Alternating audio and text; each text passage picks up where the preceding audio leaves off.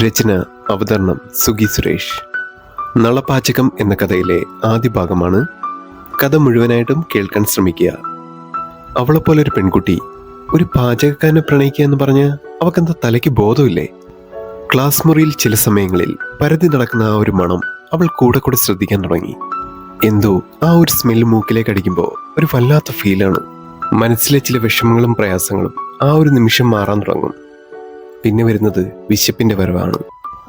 ശേഷം lunch break ആവുമ്പോൾ വീട്ടിൽ നിന്ന് കൊണ്ടുവരുന്ന ഭക്ഷണം എടുത്ത് കൂട്ടുകാരുമൊത്തിരുന്ന് കഴിക്കും.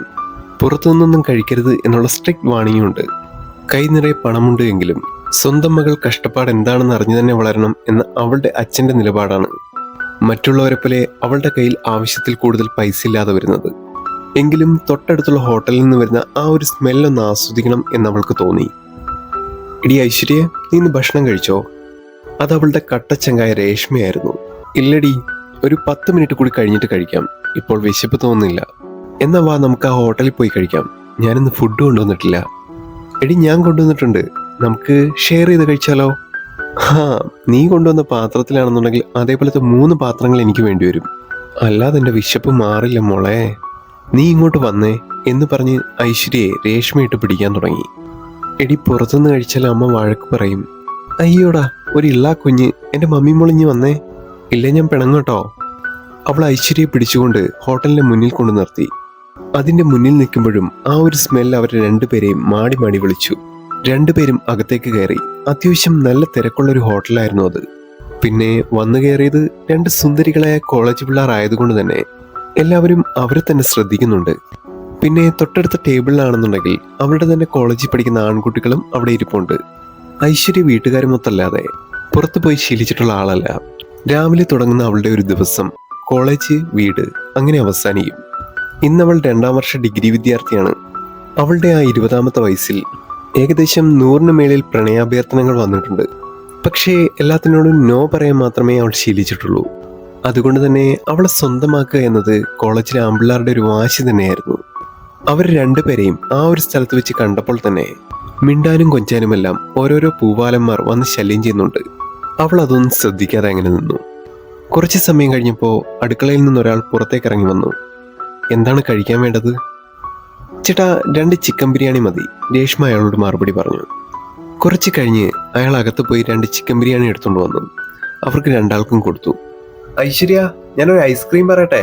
തൊട്ടടുത്ത ടേബിളിൽ നിന്നും കമന്റ്സും വരുന്നുണ്ട്.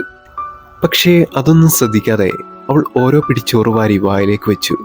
അവൾ ആ രുചി ആസ്വദിച്ചു തുടങ്ങുമ്പോഴേക്കും അയ്യോ എൻ്റെ മോളെ സ്വർഗം! അടുത്തിരുന്ന രേഷ്മ വിശപ്പ് സഹിക്കാൻ വയ്യാതെ ആർത്തിയോടിരുന്ന് കഴിക്കുന്നു. എൻ്റെ മോളെ, ഇത്രയും നല്ലൊരു ബിരിയാണി ഞാൻ എൻ്റെ ജീവിതത്തിൽ കഴിച്ചിട്ടില്ല, രേഷ്മ കൂടെ കൂടെ ഐശ്വര്യയോട് പറഞ്ഞുകൊണ്ടിരുന്നു. രണ്ടുപേരും ഒരിറ്റി ചോറ് പോലും ബാക്കി വെക്കാതെ അത് മുഴുവൻ കഴിച്ചെഴുന്നേറ്റു. കൈ കഴുകുമ്പോൾ അവൾ അടുക്കളയിലേക്ക് നോക്കുന്നുണ്ട്. അവിടെ ഏതോ ഒരാൾ അങ്ങനെ നിൽക്കുന്നുണ്ടായിരുന്നു. അവൾ അയാളെ കാണാനായി കൂടെ കൂടെ എത്തി നോക്കി. ഒരു നിഴൽ മാത്രമല്ലാതെ ആ ഒരാളെ അങ്ങനെ കാണാൻ കഴിയുന്നുണ്ടായിരുന്നില്ല. പെട്ടെന്ന് രേഷ്മ ഐശ്വര്യയോട് ചോദിച്ചു, എടി, നീ എന്തായി തിരയുന്നേ? ഒന്നുമില്ല. എന്നാ വേഗം വാ, ക്ലാസ് തുടങ്ങാറായി.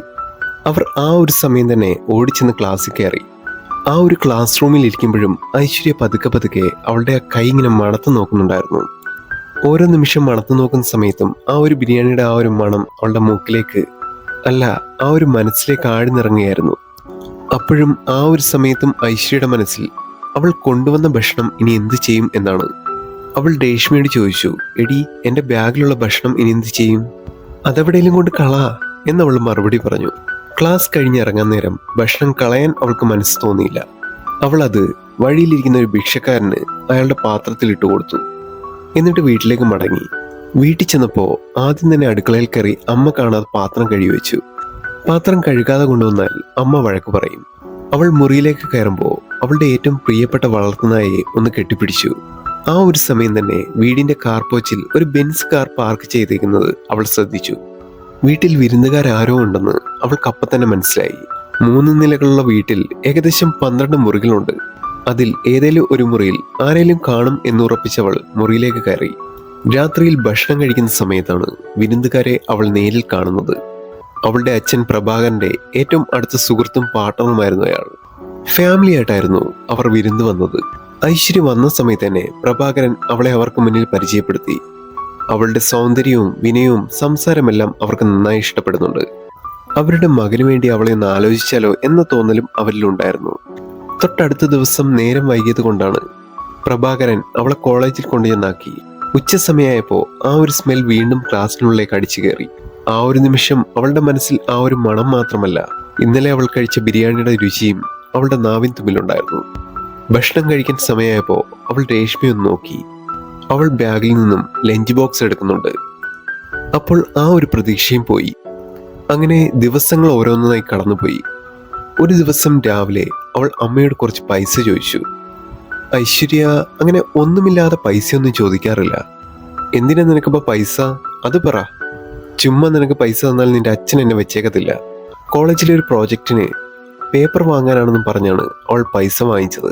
ഹോട്ടലിൽ നിന്ന് ഭക്ഷണം കഴിക്കാനാണെന്ന് പറഞ്ഞ പൈസയുടെ കാര്യം പിന്നെ നോക്കിയേ വേണ്ട, വേണേ തല്ലും കിട്ടും.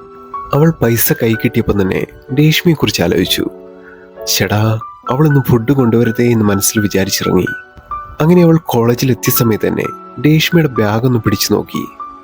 എടീ, നീ ഇന്ന് ഫുഡ് കൊണ്ടുവന്നോ? ആ, കൊണ്ടുവന്നല്ലോ. എന്തേ? എന്നാൽ ഇന്ന് അത് കഴിക്കണ്ട, നമുക്കിന്ന് പുറത്ത് ഹോട്ടലിൽ നിന്ന് കഴിക്കാം. അത് കേട്ടപ്പോൾ തന്നെ രേഷ്മയുടെ മുഖത്ത് നവരസങ്ങളുടെ ഒരു കലാരൂപം തന്നെ ഉണ്ടായിരുന്നു. എടീ, ഇത് നീ തന്നെയാണോ പറയുന്നേ? നിനക്കിത് എന്തു പറ്റി?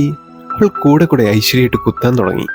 ഏകദേശം ഉച്ചയായപ്പോൾ രേഷ്മയുടെ കയ്യിൽ പിടിച്ച് ഐശ്വര്യ ഹോട്ടലിലേക്ക് കൊണ്ടുപോയി. നിന്റെ അച്ഛനും അമ്മയും ഇത് അറിഞ്ഞു കഴിഞ്ഞാൽ എന്നെ കൊന്നത് തന്നെ എൻ്റെ മോളെ. ആഹാ, അവർ നിന്നെയും കൊല്ലും എന്നെയും കൊല്ലും. പിന്നെ ആദ്യം കൊല്ലുന്നത് നിന്നെ തന്നെയായിരിക്കും. നീയാണല്ലോ എന്നെ ഇവിടെ കൊണ്ടുവന്ന് പഠിപ്പിച്ചത്. എടി ദുഷ്ടേ, നീ എൻ്റെ പേരെങ്ങണം പറയോ? ഇല്ല, നീ വാ. ഈ ഒരു പ്രാവശ്യം ഫുഡ് കഴിക്കുന്നത് കൂടാതെ അതാരാണ് ഉണ്ടാക്കുന്നതെന്ന് അറിയാനുള്ള ഒരു ആകാംക്ഷ കൂടി ഐശ്വര്യക്കുണ്ടായിരുന്നു. ഇന്ന് ആ ഒരു മനുഷ്യനെ ഒന്ന് നേരിൽ കാണണം. ആണാണെങ്കിലും പെണ്ണാണെങ്കിലും അത്രത്തോളം പേരുടെ മനസ്സും വയറും നിറയ്ക്കാൻ കഴിവുള്ള മനുഷ്യൻ. ആ ഒരു ഭക്ഷണത്തിന് മണം കൊണ്ട് പോലും മറ്റൊരാളെ ആകർഷിപ്പിക്കാൻ കഴിവുള്ള ആ മനുഷ്യൻ അതാരായിരിക്കും? ഹോട്ടലിന് മുന്നിലെത്തിയപ്പോഴും പതിവിലും കൂടുതലായ ആളുകളുണ്ട്. ആർക്കും ഇരിക്കാൻ പോലും സ്ഥലം കിട്ടുന്നില്ല. ആ ഒരു സമയം തന്നെ പുറത്തുനിന്ന് 2 പാഴ്സൽ വാങ്ങാൻ മാത്രമേ അവർക്ക് കഴിഞ്ഞുള്ളൂ.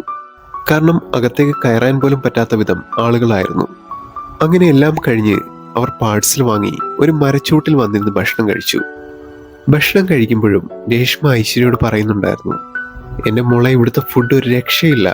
നമ്മുടെ നാട്ടിലെ ഏറ്റവും നല്ല ടേസ്റ്റ് ഭക്ഷണം കിട്ടുന്ന ഒരേ ഹോട്ടൽ ഇതാണ്. ആ, അത് നിനക്കെങ്ങനെ അറിയാം? ഐശ്വര്യ രേഷ്മയോട് ചോദിച്ചു. അച്ഛൻ എപ്പോഴും പറയാറുണ്ട് ഇവിടുത്തെ ഫുഡ് സൂപ്പറാണെന്നും. പിന്നെ ഈ അടുത്ത് ഫേമസ് ആയതാ. ഏതോ ഒരു പുതിയ കുക്ക് വന്നിട്ടുണ്ട്. ആള് വന്നതിൽ പിന്നെ ഇവിടെ നല്ല തിരക്കാണെന്ന് പറഞ്ഞു കേട്ടത്. ആ ഒരു നിമിഷം പെട്ടെന്നൊരു ആകാംക്ഷയോടെ ഐശ്വര്യ, എടീ, നീ കണ്ടിട്ടുണ്ടോ അയാളെ? ഞാനങ്ങും കണ്ടിട്ടില്ല. എനിക്കത് കേട്ടറിവ് മാത്രമേ ഉള്ളൂ. കുറച്ചു സമയം അവർ ആ മരച്ചൂട്ടിൽ തന്നെ അങ്ങനെ ഇരുന്നു. അവിടെ ഇരിക്കുമ്പോഴും ഐശ്വര്യ രേഷ്മയെടുത്ത് പറഞ്ഞു, എടീ, നമുക്ക് ആ ഹോട്ടൽ വരെ ഒന്ന് പോയാലോ? ആ ഒരു ടൈമിൽ ആ ഹോട്ടലിലേക്ക് നോക്കുന്ന സമയത്ത് വളരെ തിരക്ക് കുറവായിരുന്നു. അപ്പോൾ തന്നെ ഐശ്വര്യ രേഷ്മയെടുത്ത് പറഞ്ഞു, എടി, അവിടെ തിരക്കും കാര്യങ്ങളൊക്കെ കുറഞ്ഞിട്ടുണ്ട്, നമുക്കൊന്ന് പോയിട്ട് വന്നാലോ ഒന്ന്. എന്തിന്? അല്ല, ഫുഡ് ഉണ്ടാക്കുന്ന ആളെ ഒന്ന് കാണാനൊരു ആഗ്രഹം. അയ്യേ, നിനക്കെന്താ ഭ്രാന്താണോ? എടി, അതേതേലും അമ്മാവന്മാരും വല്ലതും ആയിരിക്കും. ആ ഒരു സമയം ഐശ്വര്യയുടെ മുഖം ഒന്ന് വാടി. എടി, ആരാണെങ്കിലും നമുക്ക് അവിടെ വരെ ഒന്ന് പോയിട്ട് വരാം. എനിക്ക് കാണാനുള്ള ഒരു ആഗ്രഹം കൊണ്ടല്ലേ. ഐശ്വര്യ കൂടെ കൂടെ രേഷ്മയെ നിർബന്ധിക്കാനായിട്ട് തുടങ്ങി. രേഷ്മയ്ക്ക് ഒട്ടും താല്പര്യമില്ല എങ്കിൽ പോലും തൻ്റെ ചങ്ക് കൂട്ടുകാരിയാണ് വിളിക്കുന്നത് എന്നതുകൊണ്ടും അവളുടെ ആ ആഗ്രഹത്തിനായി അവർ ഒരുമിച്ച് ആ ഒരു ഹോട്ടലിന്റെ മുന്നിലേക്ക് പോയി. അവർ വീണ്ടും വീണ്ടും വരുന്നത് കൊണ്ടും പിന്നെ 2 പെൺകുട്ടികളായതുകൊണ്ടും എല്ലാവരും അവരെ തന്നെ ഇങ്ങനെ ശ്രദ്ധിച്ചുകൊണ്ട് നിൽക്കുകയായിരുന്നു. പക്ഷേ ആ ഒരു സമയത്തും ഐശ്വര്യയുടെ ശ്രദ്ധ ആ ഒരു അടുക്കള വശത്തേക്ക് തന്നെയായിരുന്നു. ആ ഒരാളെ, ആ ഒരു മനുഷ്യനെ ഒരിക്കലെങ്കിലും ഒന്ന് കാണണം. എന്തോ വല്ലാത്തൊരു മോഹമായി അവൾ അകത്തേക്ക് കയറി ചെന്നു. ഈ ഒരു കഥയുടെ ബാക്കി ഭാഗം ഈ ഒരു ചാനലിൽ തന്നെ അപ്ലോഡ് ചെയ്യുന്നതായിരിക്കും. അപ്പോൾ നെക്സ്റ്റ് പാർട്ടുമായിട്ട് ഇനി വീണ്ടും കാണാം.